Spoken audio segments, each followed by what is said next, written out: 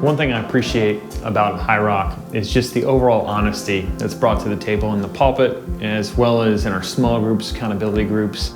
I remember one time coming to church early on when I started coming to Highrock, and one of our pastors started talking about their struggles around pornography or their struggles within their own marriage.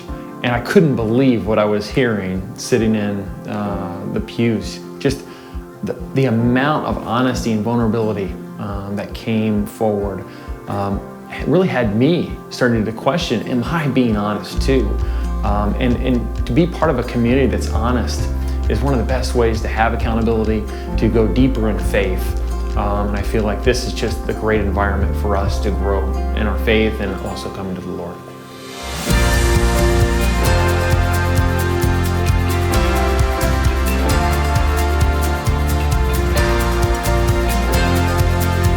The Apostle Paul gives us this beautiful image in his second letter to the Corinthians. It says, we have this treasure in jars of clay. And a clay jar, it's really not all that remarkable, is it? It's actually kind of ordinary. And you know, so much of the time, we kind of feel shame about our ordinariness.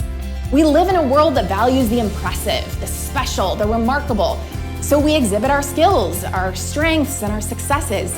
We present an incomplete picture of who we are, even to the church. But hiding behind our friendly smiles and polite pleasantries, there are real life issues. Things we never talk about. Insecurities we carry, wounds from our past, secret struggles or challenges that we never let surface. But here's the thing. God chose to meet us right smack dab in the middle of our ordinary, real life, complicated stories. There's this concept in Japanese art called kintsugi. When a piece of pottery gets broken, artists bond the pieces together again by aggrandizing the cracks with gold. So you get these beautiful pieces of pottery with cracks all over them, but the gold shines through all the broken places.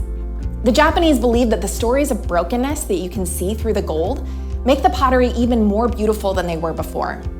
It's the same way with Jesus. Where we're fractured, he offers to aggrandize the broken pieces with himself. Jesus doesn't throw away our fragments. He doesn't ignore them, avoid them, or pretend they aren't there. Instead, he fills them with himself. And that's a strength that grows and it multiplies. Because when I can be honest about the places in my life that God has brought me healing and wholeness, the places where I still need God's light to bring me healing and wholeness, it invites others to be honest about their own lives too.